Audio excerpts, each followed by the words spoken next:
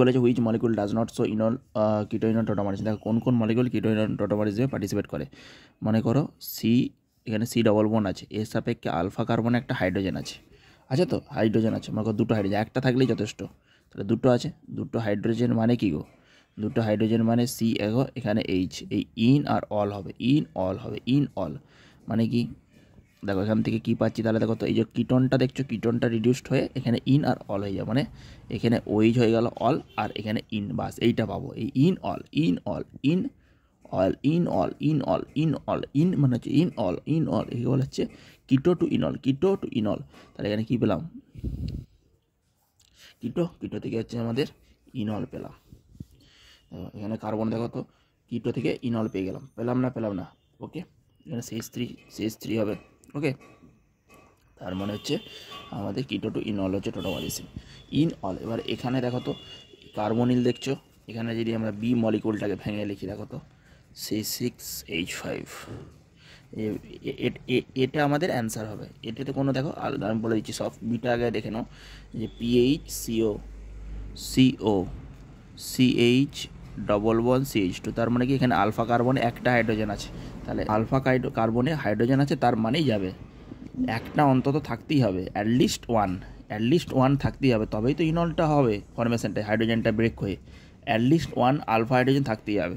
তাহলে এখানে at least one alpha hydrogen মানে এটাও কীভাবে পার্টিসিপেট করছে গো, এটা পার্টিসিপেট করছে অল, এই দিকে হচ্ছে CH, এটা অল হয়ে গেল, ওকে, দেখো এটা অল, এটা সিটা ডবল বন্ড হয়ে গেল, আর এইদিকে আছে আমাদের ডবল বন্ড সি, এই হাইড্রোজেন পড়লো, আর এইটা হচ্ছে CH2 যেমন ছিল, CH2 কিটো ইনল, ওকে, এখান থেকে হাইড্রোজেন পড়লো, পড়ে আমাদের কিটো ইনল টোটামারিজম, ওকে।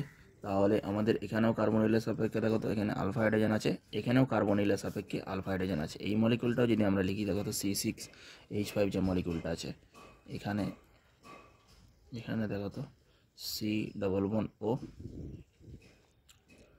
আছে, কি আছে CH2 CH, এখানে একটা হাইড্রোজেন আছে, সি ডবল বন্ড ও CH3, তাহলে এই হাইড্রোজেনটা দুটো পাশ দিয়ে আমার যে ইনল করতে, এইদিকেও করতে পারে ইনল টোটামারিজম, আর এইদিকেও ইনল টোটামারিজম করতে পারে, কিটো ইনল টোটামারিজম করতে পারে।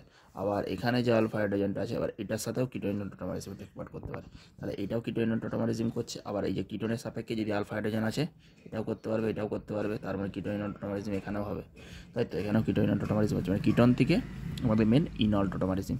তাহলে এখানে কোনো আলফা হাইড্রোজেন আছে, দেখো এখানে কোনো আলফা হাইড্রোজেন নেই, এই যে কার্বনগুলো কী আছে, এই যে ডবল বন্ডেড কার্বন, তাহলে এখানে কোনো আলফা হাইড্রোজেন আছে, কোনো আলফা হাইড্রোজেন নেই, এখানে কোনো হাইড্রোজেনই নেই, তো কার্বনের 4টে বন্ড অলরেডি কমপ্লিট, তাহলে হাইড্রোজেন কোথা থেকে আসবে, এইদিকেও হাইড্রোজেন কোথা থেকে আসবে, তাহলে কিটো ইনল টোটামারিজমে কে টেক পার্ট করে না, PHCOPH, ওকে, এনজোফেনল, এইটা হচ্ছে আমাদের এই অ্যান্সার হবে, ওকে।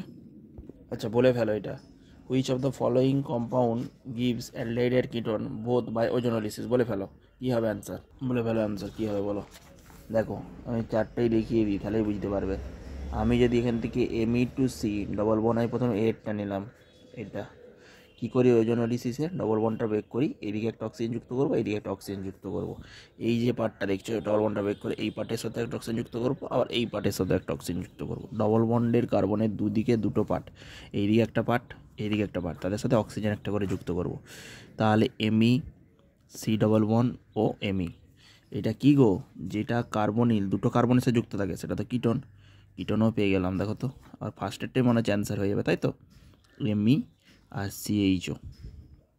আবার এইটা কি পেয়ে গেলাম, এটা আমার অ্যালডিহাইড পেয়ে গেলাম, CHO অ্যালডিহাইডও পেয়ে গেলাম, আবার কিটোনও পেয়ে গেলাম, তাহলে অ্যান্সার কোনটা হবে, এই অ্যান্সার হবে। বাকিগুলো একটু দেখে নাও তো, বাকিগুলো চেক করে দেখে নাও, দেখো Me2C ডবল বন্ড CMe2, এখানে যদি আমি দিই দুদিকে দেখো কিটোন পেয়ে যাবো, এখানেও কিটোন পেয়ে যাবো, এখানে কী যাবো Me2CO পেয়ে যাবো, এখান থেকে কী পেয়ে যাবো, দুদিকেই সিমেট্রি, একটাই দেখিয়ে দিচ্ছি Me2CO পেয়ে যাবো, তাই তো, তাহলে এটা কি পেয়ে যাবো আমরা, কিটোন পেয়ে যাবো। আবার এখান থেকে যদি আমি দেখো তো দুদিকে, এইটাতেও কিটোন পেয়ে যাচ্ছি, তো পাচ্ছি না বলো, এদিকেও দুদিকে কিটোন পেয়ে যাবো, দেখতে কি পাচ্ছ চোখ দুটো দিয়ে, সুন্দর সুন্দর চোখ দুটো দিয়ে দেখতে কি পাচ্ছ তোমরা, শুধু তো দেখার মজা আর কি বলো। CMe দেখো কিটোন, এদিকেও C এর সাথে যুক্ত আছে, এদিকেও কার্বনের সাথে যুক্ত আছে, সুন্দর সুন্দর চোখ দিয়ে শুধু দেখে যাও না গো মলিকুলগুলো, সুন্দর সুন্দর চোখ দিয়ে মলিকুলগুলোকে শুধু চিনতে শিখো। ওকে, এখানে দেখো এটা ব্রেক করলাম, অক্সিজেন অক্সিজেন MECH, এইদিকে অ্যালডিহাইড পেয়ে গেলাম, কিন্তু এইদিকেও আবার অ্যালডিহাইড পেয়ে গেলাম। তাহলে কি বলেছে, অ্যালডিহাইডে পাবো কিটোনে পাবো, তার মানে আমাদের অপশান এ। ওকে, বোঝা গেছে। Like and subscribe the channel. Okay, ভুলে না লাইক সাবস্ক্রাইব করতে। আরও লেন্দি ভিডিও পরপর করে আসবো। ওকে, এখন একটু তো আমাদের সিস্টেমে তৈরি করতে একটু আছে, অসুবিধা আছে, পরে আরও সিস্টেম আরও আস্তে আস্তে তৈরি হোক, সমস্ত কোশ্চেন করিয়ে দেবো, কোনো ব্যাপারই নয় এটা। ওকে, 90% কমন পেয়ে যাবে, 100%ই কমন পাবে।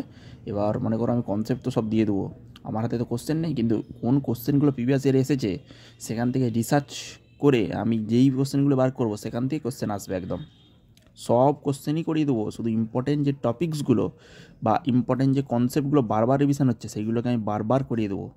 ওকে, এবং সমস্ত কনসেপ্টই আমি পড়াবো। ওকে, লাইক অ্যান্ড সাবস্ক্রাইব।